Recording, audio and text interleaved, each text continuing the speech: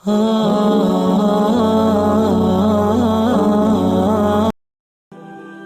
کسی خواہش کی طلب تمہیں تہجد تک لے جائے، جب تہجد کی دعائیں تمہارے نصیب کے سامنے کھڑی ہو جاتی ہیں تو پھر کچھ بھی ناممکن نہیں رہتا۔ تہجد میں تڑپ کر کیا گیا سجدہ تمہارے نصیب اور تمہاری دعاؤں کے حق میں کھڑا ہو جاتا ہے، اور تہجد میں تمہارے آنسوؤں کی ایک پکار رب کو راضی کر دیتی ہے۔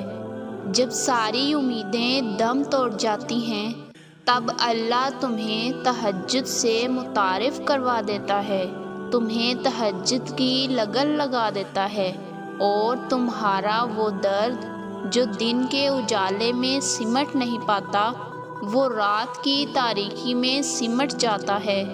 تہجد میں اللہ وہ دعا بھی سن لیتا ہے جسے دنیا ناممکن قرار دے چکی ہوتی ہے۔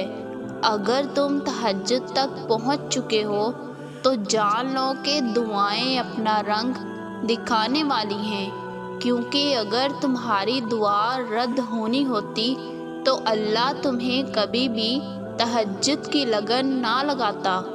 وہ جب سارے عالم کو سلا کر تمہیں اپنی محبت میں جگاتا ہے تو تمہیں خالی ہاتھ کیسے لٹائے گا؟ کچھ تو ہے کہ اللہ تمہیں تہجد تک لے آیا، کچھ تو ہے جو ممکن ہونے والا ہے۔ جانتے ہو محبت کیا ہے؟ جب اچانک رات کو تمہاری آنکھ کھلے اور دل بے چین ہو جائے اور دل چاہے کہ میں اللہ کو سجدہ کروں، اس کے حضور حاضری دوں، اس کے آگے آنسو بہاؤں، تو یہ تمہاری اللہ سے محبت کی نشانی نہیں تو اور کیا ہے؟ جب تم اپنی نیند کو قربان کر کے اس کے آگے آنسوؤں سے بری فریاد کرتے ہو، جب دل چاہے کہ میں اسے اپنے دل کا حال بتاؤں، جب حال دل سنا کر دل مطمئن ہو جائے اور دل میں ایک سکون سا سما جائے، تو یہ اللہ سے محبت نہیں تو اور کیا ہے؟ انسان جب اس کے سامنے خاموش بیٹھا رہے، منہ سے کچھ نہ بھی بولے، تو پھر بھی وہ رب اپنے بندے کی بے قراری کو سمجھ جاتا ہے۔ وہ جان جاتا ہے کہ کیا چیز تمہیں بے چین کر رہی ہے۔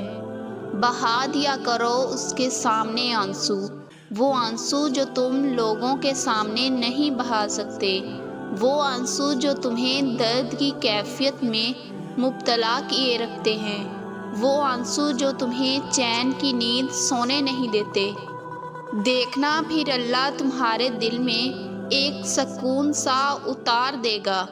بس ایک دفعہ اسے پکار کر کہو تو سہی، اپنا درد سناؤ تو سہی، وہ تمہیں تھام لے گا، وہ سمیٹ لے گا تمہارے سارے غم اپنی رحمت سے۔ اسے اپنی سنا کر تو دیکھو، وہ تمہاری فریاد سن لے گا۔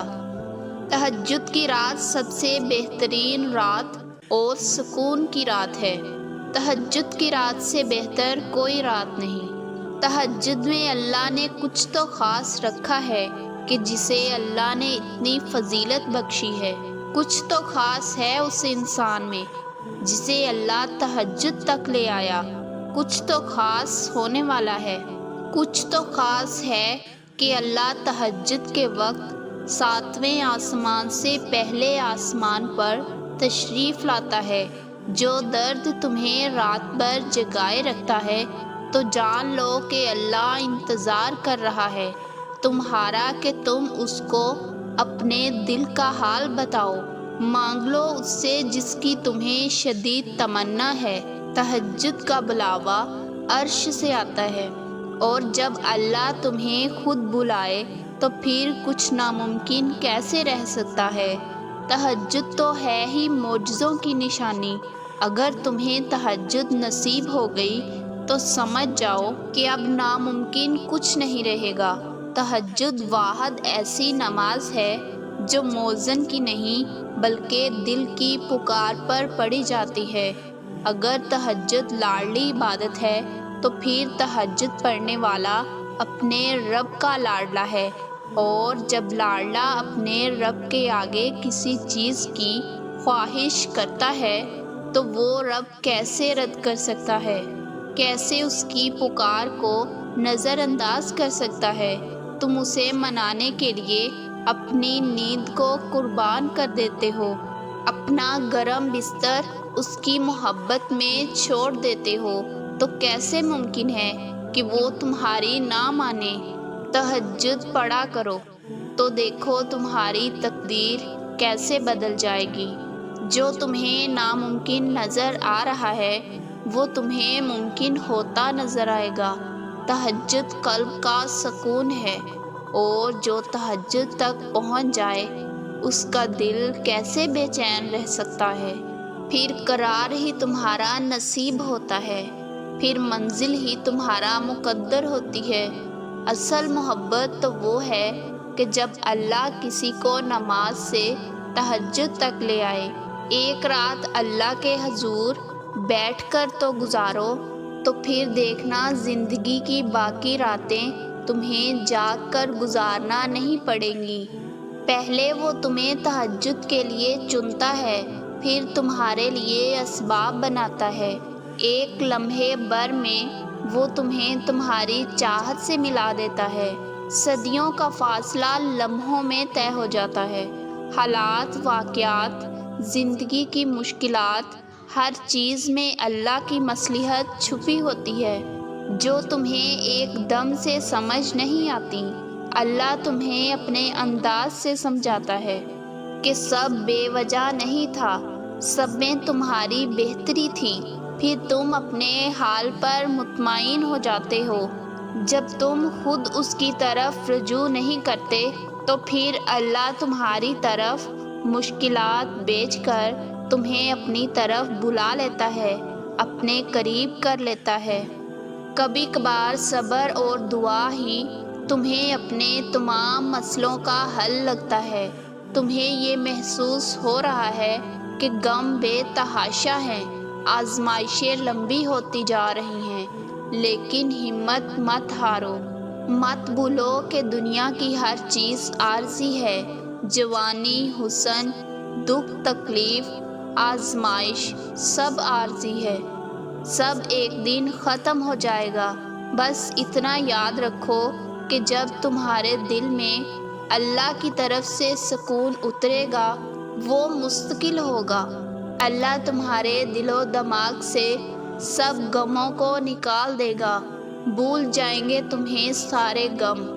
تمہاری زندگی سے ان چیزوں کو، ان لوگوں کو جو تمہیں بے چینی میں رکھتے ہیں، ان سب کو تم سے دور کر دے گا۔ جو چیزیں اللہ کو ہمارے لیے بہتر نہیں لگتی، اللہ ان چیزوں کو چھوڑنے کی طاقت بھی ہمیں عطا کر دیتا ہے۔ وہ مہربان رب تو کبھی بھی اپنے بندوں پر ظلم نہیں کرتا، انسان خود اپنے اوپر ظلم کرتا ہے۔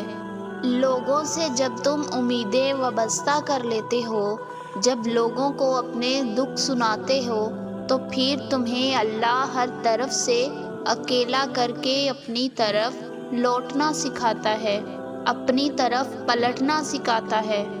وہ تمہیں بتاتا ہے کہ میرا ساتھ ہی حقیقی ساتھ ہے۔ تم اپنے سارے کام اس کے سپرد کر دو، وہ تمہارے کاموں کو اچھے سے انجام دینا جانتا ہے۔ اپنے رب کی حکمتوں کو کبھی شک کی نگاہ سے مت دیکھو، اس کے ہر فیصلے میں کوئی نہ کوئی مصلحت ضرور ہوتی ہے جو تم کبھی نہیں جان سکتے۔ اس پر یقین کی حد پار کر دو۔ تم اللہ پر یقین رکھ کر دل و دماغ سے سارے وسوسے دور کر دیتے ہو، تب سمجھ جاؤ اللہ کی مدد تم تک آنے والی ہے، تمہارے یقین اور صبر کا انعام ملنے والا ہے۔ تب سمجھ لو کہ اللہ کی مدد تم تک آنے والی ہے، تمہارے یقین اور صبر کا انعام ملنے والا ہے۔ جب دنیا والے لاکھ کہیں کہ یہ ممکن نہیں، اور تمہیں یقین ہو کہ اللہ کے لیے کچھ بھی ناممکن نہیں، وہ مجھے بے سکون نہیں رکھے گا، تب اللہ بھی تمہارے یقین کو دیکھتے ہوئے تمہیں مایوس نہیں لوٹاتا، تمہیں سکون دے دیتا ہے۔